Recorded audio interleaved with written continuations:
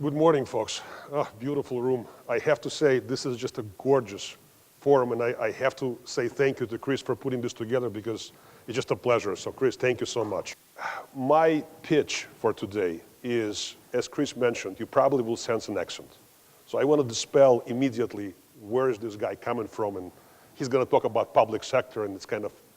So I was born in the former Soviet Union, in a country today, it's a separate country called Ukraine, on the Black Sea, city called Odessa, which is very similar. When I came here, I was driving from Providence yesterday.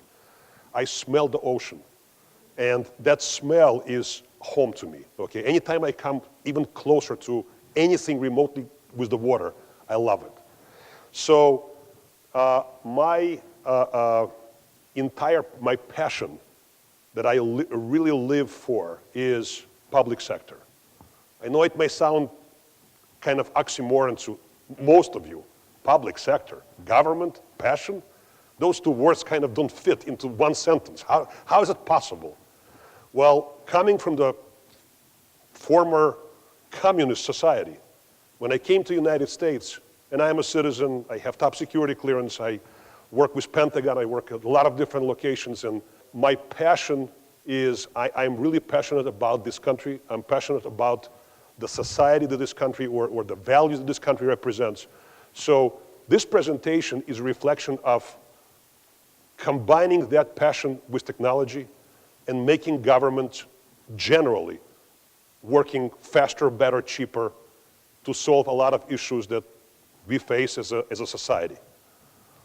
And really the focus of my presentation is how do you make, the real bottom line is how do you make more with less?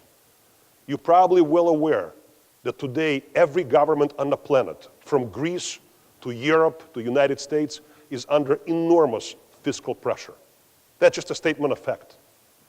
And therefore, the governments are focused on making a lot of things for a lot less money. But that shouldn't be traded off with quality. Because the implication is, well, if I don't have enough money, I'm going to give you a much less superior service. So the key, the real myth that people have, the concept, is that there is no, the public sector does not innovate. That's absolutely not the case. And I'm going to prove the point that that's the key. So first and foremost, the government in general, and I'm talking about United States government specifically here, is the largest market on the planet. There is not a larger market in the world. So if you take, you probably heard a lot of numbers, but if you take all of the government transactions, federal, state, and local, they represent $6.3 trillion of spend per year. Now, if you can identify a market larger than $6.3 trillion, I'm all ears. So the $6.3 trillion implies these people buy. They actually transfer funds. They move stuff. So therefore, as a market, you cannot avoid to look at it. The public sector, the myth is the public sector doesn't have enough power. Obviously, these numbers speak for themselves. So what I'm going to show you is the whole purpose of this presentation is to show you different cases of how government innovates, how government applies dollars in different ways. So the first innovation, I had an opportunity to spend almost 3 years in Iraq, working with our coalition forces, with our forces, on implementation and development of telecommunication services for our forces. So when people go to Iraq in general, they basically go to a special location where their medical records or their medical information is basically stored. All the information about their blood type, their vital, pretty much everything you want to know about a human body is stored in a database. That database is the property of United States government, property of DOD, And that database basically stays with you as long as you are active duty, meaning you are actively participating with the US Army or any other branch of the DoD, Marines, Air Force, whatever. When you come back and you basically become what we call veterans, there is an agency, a civilian agency in the United States called Department of Veteran Affairs. That agency, then its job is to provide you with the services that you deserve for fighting for this country. So the idea is that that record, that specific record, would not be shared or never been shared with VA. So the process, typical process is you walk into VA and you say, okay, I came back from Afghanistan. I've spent 5 years fighting for this country. Now I want my benefits. You basically would get somebody would give you a form about this long and say, fill it out. After you fill out this form and you give it to somebody, give me an estimated guess how long it takes for that form to be approved. 14 months. And God forbid, I live in Cleveland. If I want to move after 14 months of approval, I want to move to Los Angeles, they don't know who I am. I got to file another form. And this is in the way of innovation, and we are talking about a lot of, communication age. So here is the people at that level clearly understand the pain. So basically, DISA is an organization, it's basically a hub, it's an IT department of Department of Defense. If you never heard of it, you could look up on the internet, it's a DISA.mil. This is the largest IT department in the world. Okay, they basically work specifically for DoD. So what they've done is they created a special agency within the Department of Defense that basically will take the electronic records of all the active duty, and they will electronically move them to VA. Now, obviously, the health records, as you well know, have to be secure. This is a vital information about somebody's life, and this is not a joke, okay? And by the way, just so you understand, the VA, Department of Veteran Affairs, who I work very closely with, is the largest healthcare system on the planet. I don't know if you knew this. You hear about Cleveland Clinic, you hear about Johns Hopkins, you hear about all these folks. This is by far the largest healthcare system in the world. They serve 25 million veterans plus their wives, which is 50 million people. That's one-eighth of US population. So basically the idea is that the processing time went from 14 months to 20 minutes. The processing cost went from $185 to $14.75. That's really what it means to do more with less. The next item I'm going to talk about, which is not exactly the great thing to talk about, but it's true. So in the United States, we have, as a government of the United States, government of the United States is responsible for order, as you're well aware. That's a founding principles definition of making sure that the order exists. Okay, therefore they manage prisons. In the United States today, there are 2.3 million prisoners. That's a statement of fact. As of 2011, that's the latest statistics, 2.3 million prisoners. However, and obviously those prisoners, there are a lot of prisons all over the country to house them. However, if you look at what type of crimes the prisoners are basically in the jail for, 61% of all the prisoners are there for non-violent crimes. 61%. So the idea that that population, unfortunately, is growing. And as I mentioned, 60% are nonviolent. So the idea becomes, what do you do with these folks? Okay, you're obviously trying to reduce costs somehow, but you also want to keep the order, which is very, very important. So the question becomes, do you release or you track? And what they basically came up with is, they came up with the transmitters, okay? These are RFID tags in a very simple sense. It's a radio frequency identification device that basically tracks where you are. It uses GPS and RFID technology to basically track as you move.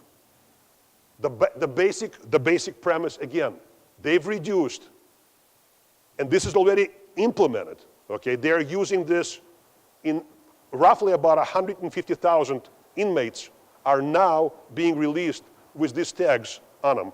And the cost to the taxpayer goes from $79 to about $15. So the idea, obviously, that trend is going to continue, okay? This trend is working, and it's working incredibly well. This is a very good example of how to apply technology, current technology, to produce more with less. The next case scenario I'm going to talk to you about is the case of the intelligence, okay? There are, I don't know if you know the numbers, but I'm going to give you some rough idea. The Department of Homeland Security, the budget is roughly about $45 billion. Our intelligence agencies in the United States have a combined budget of roughly about $82 billion per year. And their job is to identify, go through a ton of information to identify patterns, to identify people that may not be,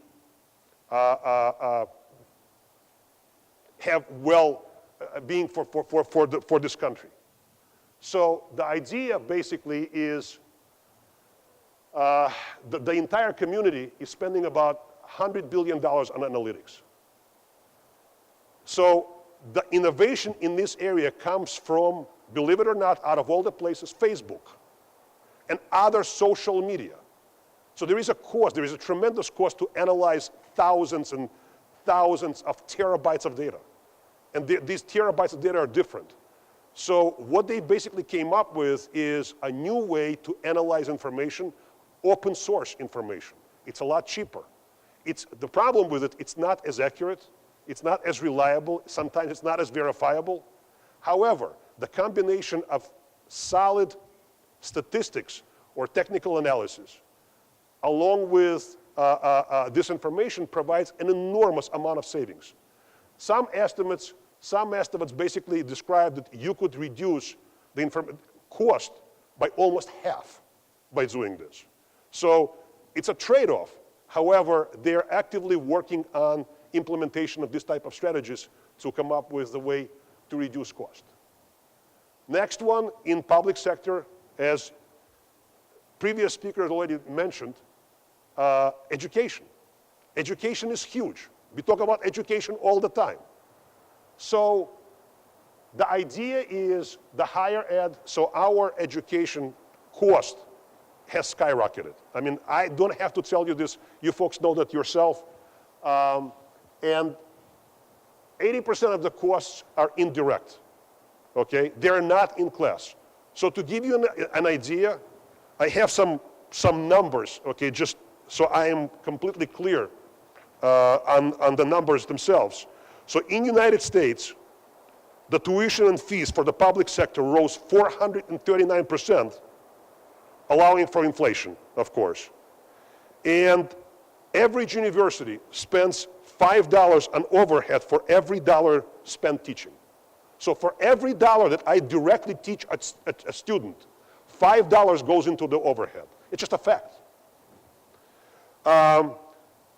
More than 4 million students of K-12 took online courses in 2011. It's a huge trend of online learning, which is really the most important trend that is taking place across the country. And because of that, it really indicates enormous amount of savings that could be produced by doing that. So the blending, so the basic solution, okay, is not to eliminate completely the classroom and not to go completely wild on the other side, okay, to just online learning. The idea is to blend them together.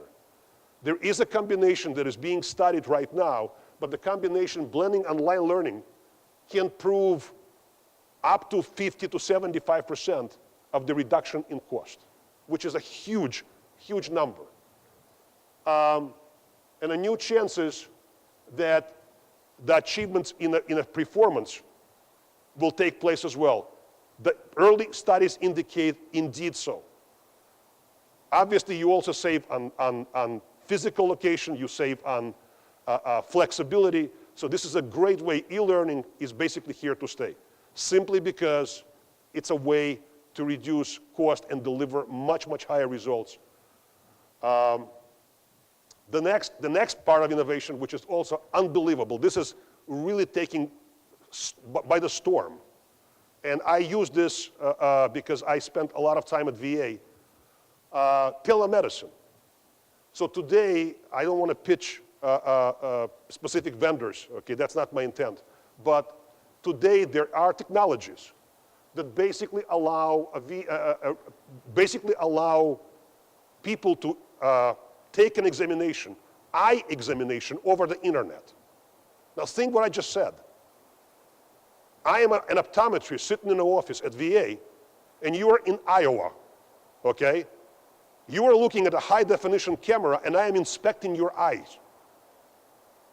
I can do that, okay, without you flying over thousands of miles to meet me because I am one of the gurus, okay, in optometry. Just an idea, just a thought process.